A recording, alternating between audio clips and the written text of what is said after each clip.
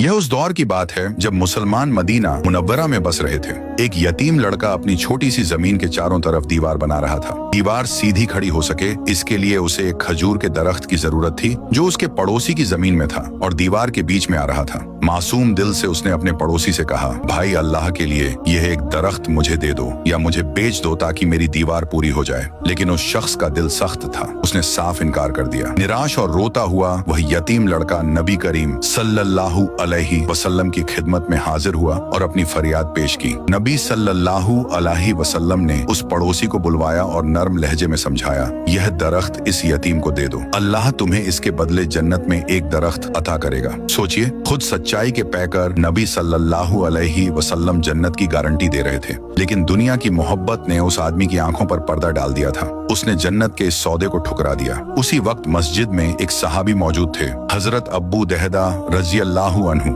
उनका दिल इस मंजर को देखकर बेचैन हो उठा। उन्होंने नबी सल्लल्लाहु अलैहि वसल्लम से अर्ज किया, या रसूलल्लाह, अगर मैं वह दरख्त खरीद कर इस यतीम को दे दूं तो क्या मुझे जन्नत का वह दरख्त मिलेगा? नबी सल्लल्लाहु अलैहि वसल्लम ने फरमाया, हाँ, तुम्हारे लिए भी वही है। बस यही वह लम्हा था जिसने इतिहास बदल दिया। हजरत अब्बू दहदा रज़ियल्लाहु अन्हु मदीना के एक कामयाब और दौलतमंद ताजिर थे। उनका एक बहुत बड़ा हरा भरा बाग था जिसमें लगभग 600 खजूर के दरख्त, एक मीठे पानी का कुआं और उनका घर भी मौजूद था। वो सीधे उस शख्स के पास गए और कहा, क्या तुम मेरा वह बाग जानते हो जिसमें 600 दरख्त और कुआं है? मैं तुम्हें अपना पूरा बाग देता हूँ, बदले में तुम मुझे सिर्फ यह एक दरख्त दे दो। यह सुनकर वह आदमी हैरान रह गया। उसके लिए यह सौदा दुनिया का सबसे बड़ा फायदा था। उसने फौरन हामी भर ली। हजरत अब्बू दहदा रज़ियल्लाहु अन्हु ने वह दरख्त हासिल किया और बिना देर किए उसे उस यतीम बच्चे को दे दिया। जब यह बात नबी सल्लल्लाहु अलैहि वसल्लम तक पहुंची तो आप बेहद खुश हुए और बार बार फरमाने लगे,